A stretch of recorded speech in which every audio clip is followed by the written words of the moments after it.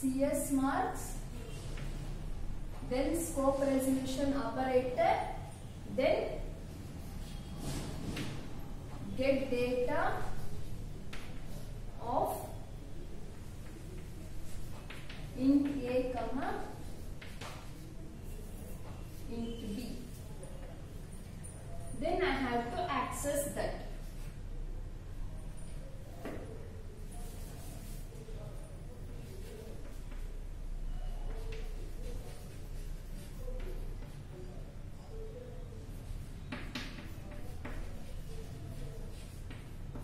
So here I am assigning the T marks to A and P marks to B. Okay. So I can access the data members of a same class, right? So this get data is a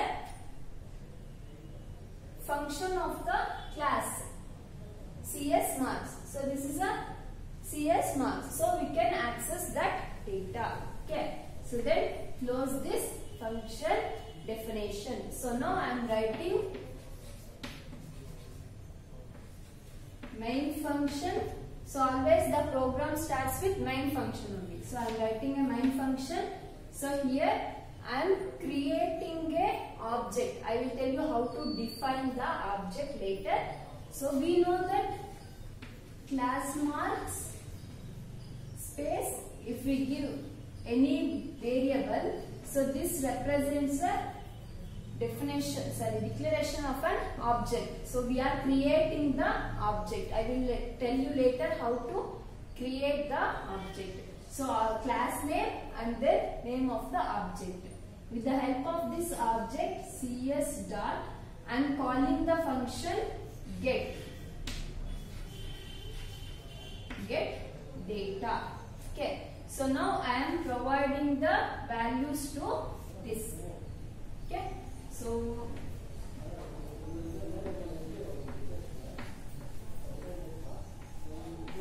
(25, 80).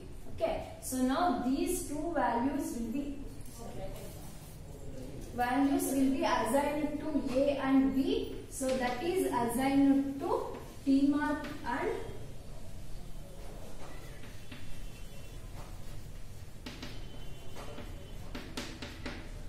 A and B. Okay. So now this 25 is assigned to A, 18 is assigned to B. So now A is assigned to T marks, means T marks has a value 25 and B marks has a value 18. Okay. So after that I am calling a function put data. So this put data function will comes here and prints the total marks is.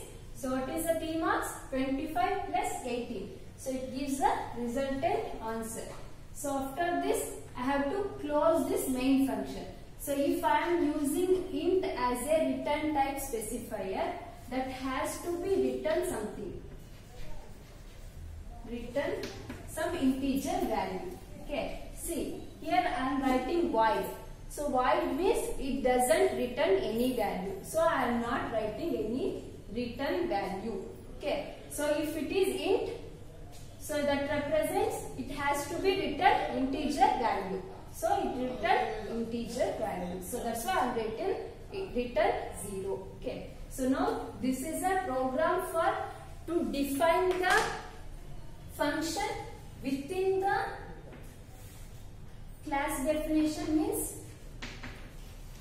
inside the class definition. So this is outside the class definition. See, first it will go to here and create an object. So this creates an object and it will take the data members of that object. Okay. So and here I am calling a get data function. So now it will passes to here. So what is our function here? So it will take the values. So this 25 is assigned to A, B is 18. So that 25 is assigned to A is assigned to T mark, means 25 here 18. Okay. So that is assigned here. So after that it will comes to here. Next we are calling the put function. So this put function is here inside the class. So now this is executed. The total marks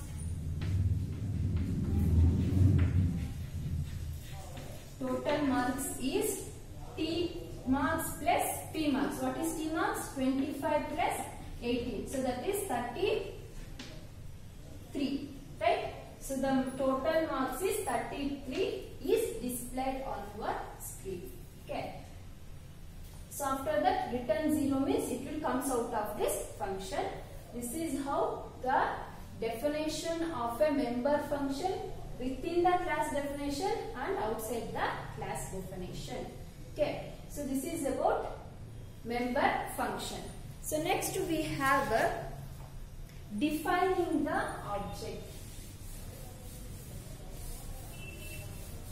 So how to define an object?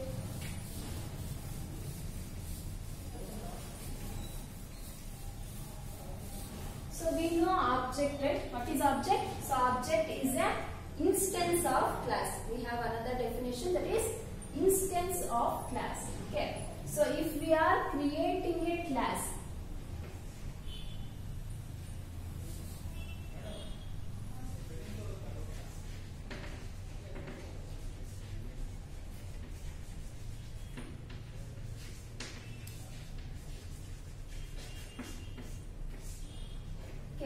so once we are creating a class, we can define a n number of objects. Okay.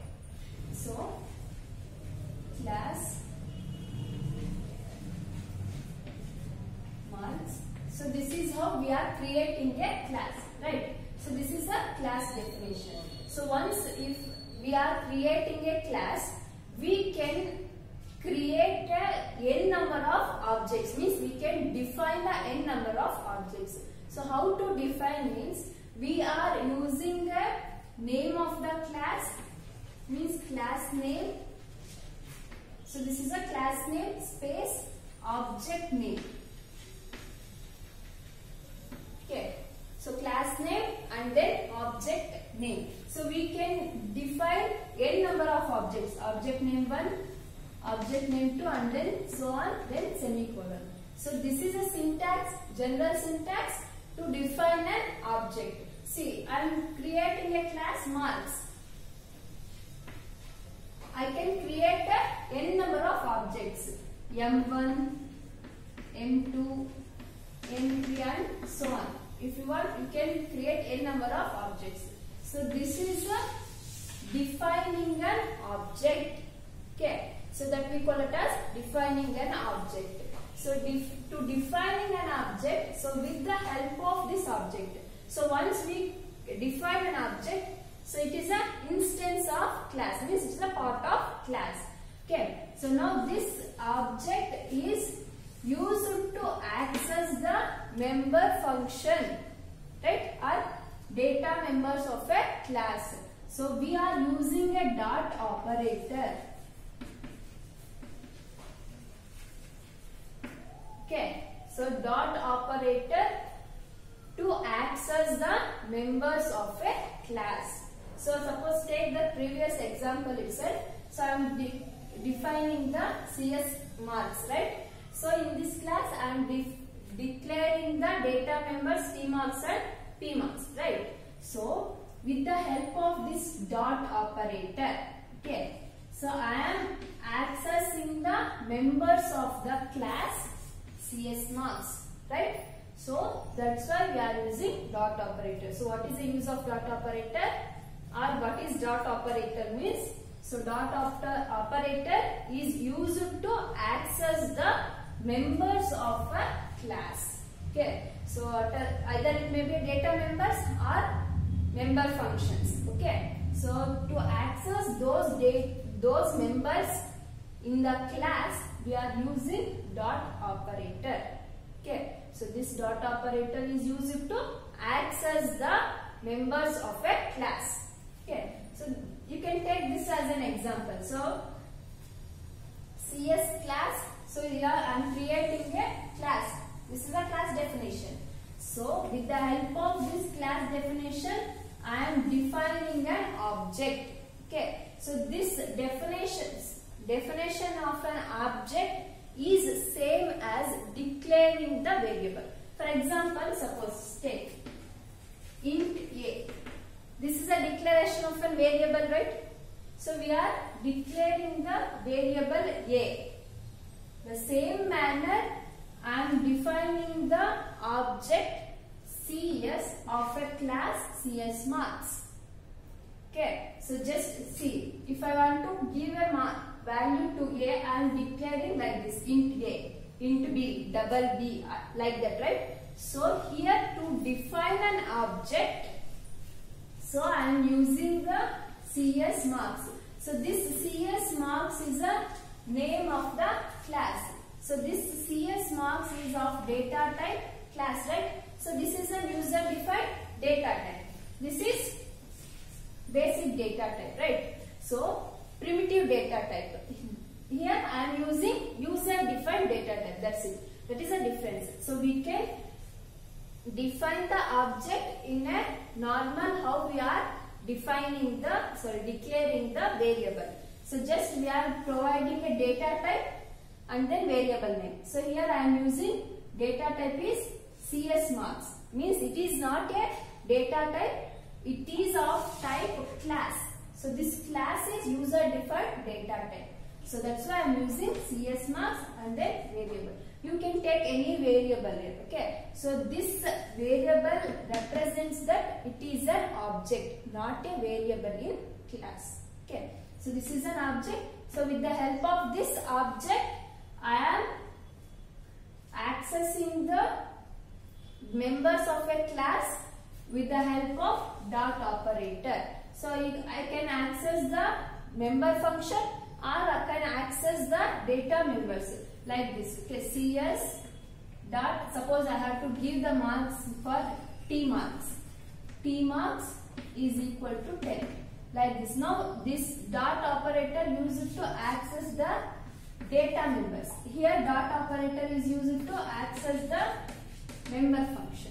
Right. So this is how we can define the object. Okay. So in next class we will study how to provide a data member is of type arrays. So in general in all these programs we studied only int, right? So that is a normal data type, right? So we can use arrays also to provide the data members of the class. So that will be studied in next class. Economics